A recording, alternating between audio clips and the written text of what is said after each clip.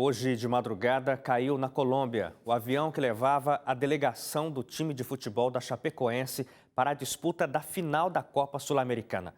Mais de 70 pessoas morreram. 71 pessoas morreram, sendo que 65 corpos já foram achados. 6 pessoas sobreviveram, incluindo 3 jogadores da Chapecoense, o goleiro Jackson Follmann, o lateral Alan Ruschel, o zagueiro Hélio Zampierre Neto, além do jornalista Rafael Hensel e 2 membros da tripulação. O goleiro titular, Danilo, foi encontrado com vida, mas morreu no hospital. O voo decolou de Santa Cruz de la Sierra, na Bolívia, com 9 tripulantes e 72 passageiros, entre eles jornalistas, comissão técnica e jogadores do time de futebol de Santa Catarina, o Chapecoense. A delegação ia disputar o título da Copa Sul-Americana de Futebol e, inicialmente, a equipe tinha a programação de voltar para Chapecó depois da partida de domingo e de Chapecó eles pegariam um voo fretado para a Colômbia. Mas a Agência Nacional de Aviação Civil barrou o trajeto direto porque o voo deveria ser feito por uma empresa colombiana ou brasileira.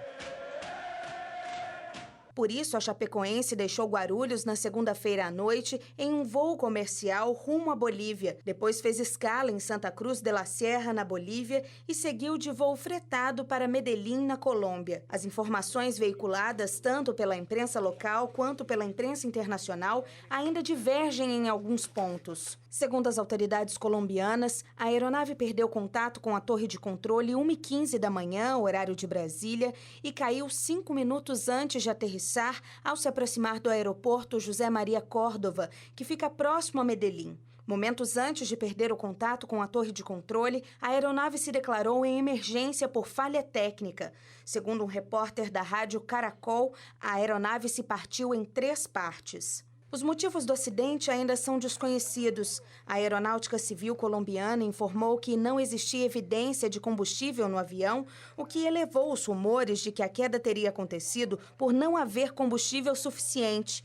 Mas a imprensa colombiana também informou que o piloto esvaziou o tanque de combustível para evitar uma explosão. Os dados ainda estão sendo coletados para auxiliar na conclusão da causa da queda.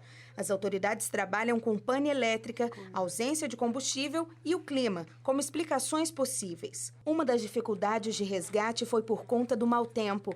O avião caiu numa região montanhosa de difícil acesso e a chuva forte que atinge o local desde o momento do acidente impossibilitou que helicópteros militares tivessem acesso à área. A Cruz Vermelha colombiana afirmou que segue na busca por sobreviventes, no trabalho de identificação das vítimas e ainda disponibilizou um número de telefone para que os familiares se informem com intérprete português. Mais de 150 pessoas trabalham no resgate.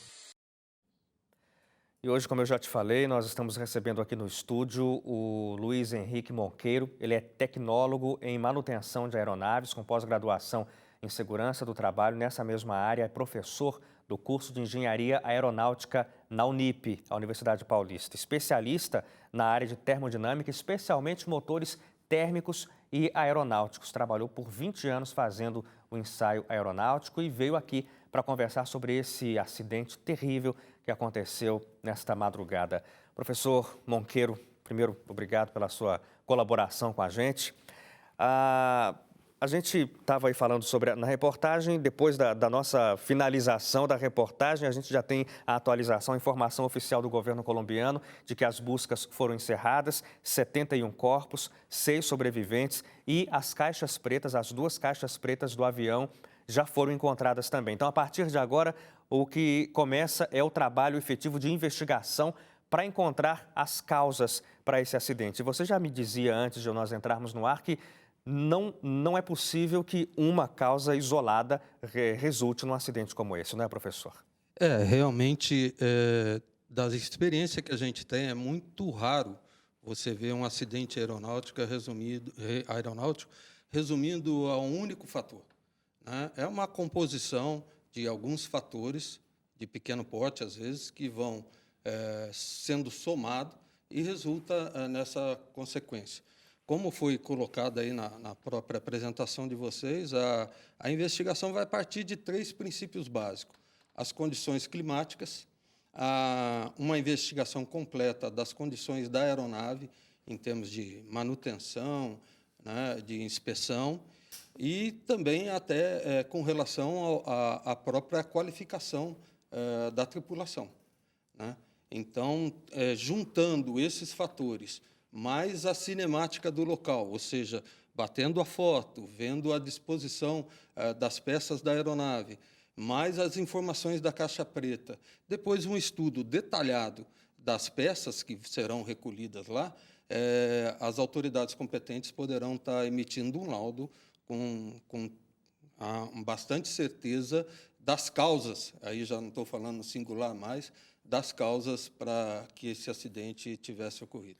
Este acidente teve, como a gente mostrou, 6 sobreviventes, professor. Num caso como esse, os sobreviventes, de alguma forma, conseguem colaborar com as investigações?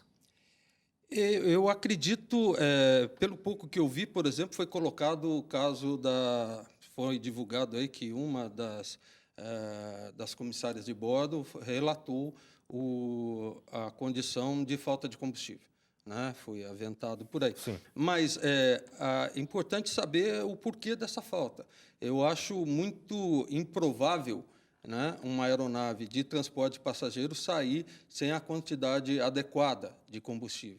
Como há uma informação de que o piloto informou uma pane elétrica grave, poderia sim o piloto ter ejetado alijado esse combustível, né, liberado esse combustível, e que, se a causa efetivamente foi essa, foi uma boa tomada de atitude, por isso que nós conseguimos ter baixo número, mas pelo menos tivemos alguém vivo, porque não houve a explosão, né? Isso poderá ser constatado com uma perícia simples da aeronave, consegue-se detectar se houve mesmo em que posição foi colocada os controles para a injeção do combustível, para a liberação do combustível, e a informação também da caixa preta, né? Então, agora, como os outros sobreviventes não são parte da tripulação, e mesmo a aeromoça, né, não sei se tem tanto conhecimento de causa assim, eu diria que a contribuição existe, mas elas são limitadas. Essa aeronave, o mesmo modelo da aeronave que sofreu o acidente com a Chapecoense, é uma aeronave que não é mais produzida no mundo, não é? Sim, Mas isso é verdade. essa aeronave especificamente tinha 17 anos de fabricação. Sim. Para um avião, é uma idade considerada baixa ainda, professor? Veja, para mim que sou da área aeronáutica, eu acho, se tiver, é preciso entender que o projeto da aeronave, ela contempla um tempo de vida, um tempo de vida útil. E é preciso também deixar claro que não se aumenta a confiabilidade de uma aeronave com manutenção. Isso é uma característica de projeto. Sim. Tá certo? Então, a aeronave já está especificada para um determinado uso, né? Essa aeronave, ela tem, como reportagem, a gente tem que ela é bastante silenciosa. Ela é classificada como RJ, um jato regional para pequenas distâncias, curtas, não distâncias tão longas assim, que era como ele estava dentro. Estava dentro do... Não, estava dentro. E é uma aeronave, o que vai ser bem ventilado por aí, que vocês estão colocando, é que é uma aeronave que passou por algumas modificações em função desses 17 anos, no que tange exatamente sobre o que está sendo colocado, ou seja, uma pane elétrica, ou seja, é uma aeronave que passou por modificações com relação a aviônicos, né? Ter sistemas de bordos mais avançados, né? Porque você veja, até o seu celular mesmo fica obsoleto com alguns anos, né? Então, essa aeronave, em termos de aviônico também, ela precisou ser remodelada, né? A gente tem algumas informações que esse tipo de aeronave, as mais novas, elas passaram por algumas modificações, processo de atualização. atualizando os aviônicos.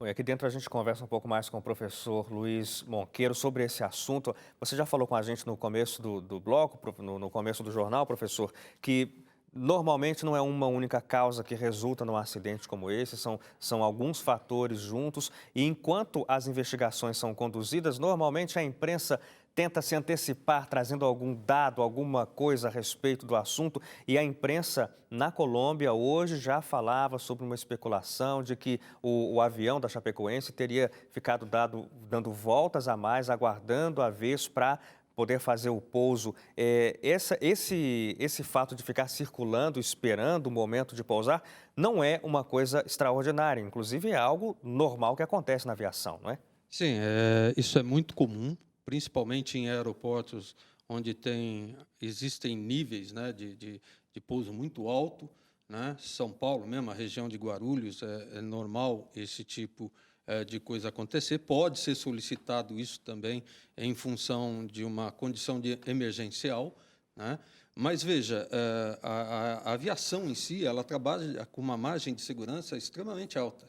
Então, a quantidade de combustível não é igual a gente aqui, que qualquer posto você para. Então, você tem uma dotação de carga de combustível, né, muito superior à que efetivamente você vai usar. Além disso, o fato de você deixar uma aeronave circulando, ao diminuir a quantidade de combustível na aeronave, os aviônicos vão emitir sinais luminosos e sonoros para a tripulação, fazendo com que ela saia de uma condição de normalidade por uma condição de emergência.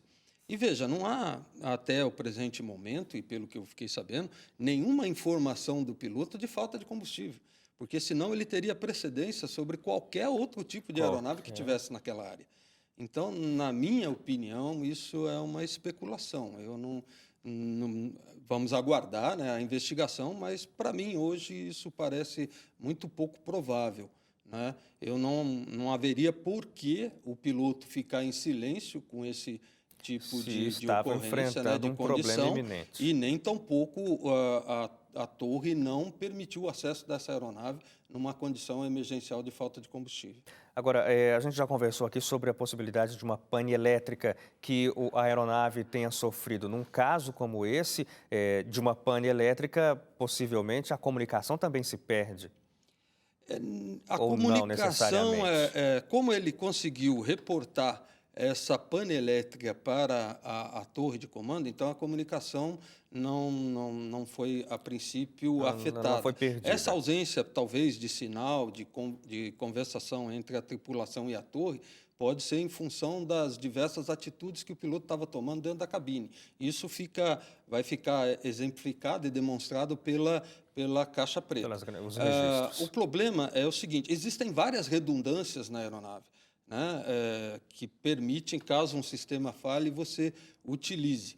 Mas, havendo, como foi reportado, uma falha elétrica grave, né, e com essa possibilidade também dele ter jogado combustível fora, então a situação que se apresenta é que, efetivamente, o piloto, dado as informações que ele tinha na cabine, ele previu a queda da aeronave, né, se efetivamente foi ele que jogou o combustível fora. A gente pode presumir, assim, levar em consideração, em função disso, que o fato da queda em si, porque a aeronave poderia ter caído, quais seriam as consequências de uma pane elétrica? Então, ela poderia interferir na no controle da aeronave através de servos atuadores, né, que fazem com que a aeronave tome a atitude de levantar o nariz ou descer o nariz, fazer uma virada, qualquer coisa desse tipo, e também algum tipo de outras falhas que impediriam a sustentação do voo, né? Para mim, o que pode ser ventilado aí depois, eu espero que essa conclusão nossa venha para esse caminho, eu tenho uma impressão de alguma falta de controle na atitude da aeronave, que não permitiria que ele chegasse até o destino, ou até, veja bem, uma coisa interessante que me perguntaram aí fora também, os alunos sempre perguntam, se não seria o caso dele, já que ele estava a uma distância não tão grande assim do aeroporto, se não seria o caso dele tentar segurar um pouco mais esse combustível e levar até lá. Veja bem, a região que ele caiu, a princípio, é uma região desabitada. Ele poderia assumir esse risco de guardar o combustível e tentar fazer um pouso de emergência. Mas, se ele tivesse sem a condição de controle, ele não podia prever que ele ia cair na pista. Entendeu? Então, a tragédia poderia ser uma tragédia muito maior caindo sobre casas, além do que, na situação emergencial que ele estava, que ele se encontrava, fica muito difícil você fazer a dotação do combustível com uma velocidade de pensamento tão grande assim, de cálculo, no meio de uma situação emergencial. Então, nós temos que levar isso em consideração. né? Então, eu acredito nessa condição. Poderia, sim, ter perdido a situação de controle, a sustentação pode realmente ter sido perdida em função do corte do combustível, né? Então, uma coisa também que me chamou muita atenção é que a aeronave não picou, ou seja, a aeronave não Não foi caiu no sentido de bico. nariz, né? Então, isso nos indicam duas possibilidades, né? Ou a aeronave travou os controles no sentido de voo de reto nivelado, de cruzeiro, que é o normal, né? Voo reto nivelado, ou então havia uma condição de manobra para o piloto, mas algum defeito estava fazendo com que ele perdesse sustentação.